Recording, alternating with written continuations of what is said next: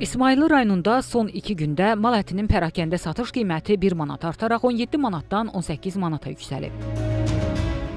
Qəssabların sözlərinə görə bahalaşma satışa da ciddi təsir göstərib. 10 kilo alan bugünkü gün alır 7 kilo, 6 kilo. 10 kilosunda 10 manat fərq edir. Bugün təxminən bakıyorum ki, heyvanınız qalıb eləyir. Niyə görə? Səbəb nə? İndi ona görə ki, qiymətin qalxımı ilə gəlir, baxır, deyir 18 manata, deyir ki, nə vaxtdan qalxıb, çıxır gedir, çolpa bıdırından zaddan alır, çıxır gedir, öynəsini ötürür. Məsələn, 100 kilo ətdən mən bugün 20-30 kilo ət satmışam. Çox xahiş edirəm ki, aidiyyatlı qurumlar bu süni qiymət artımına nəzarət etsinlər. Gəlib bir konkret qiymət qoysunlar ki, bu qiymətə satılsın. Yəni, ətin qalxmağı qəssablara da, cəmaata da sərf etmir. Alıcılar da qiymət artımını təsdiq edirlər. Onların sözlərinə görə qiymətlərdəki dəyişiklik gündəlik alış-verişə də təsir edir.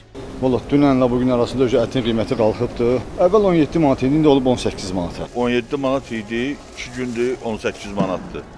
Əvvəl alırdım məsələn 3 kilo, indi alıram 2 kilo. Yəni gücüm çatan qədərdir, nə qayıraq, külfət adamlar.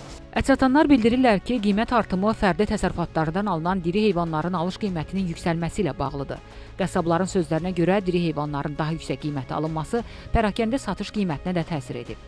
Rafiq Həsənov, Günel Qədimova, Xəzər xəbər.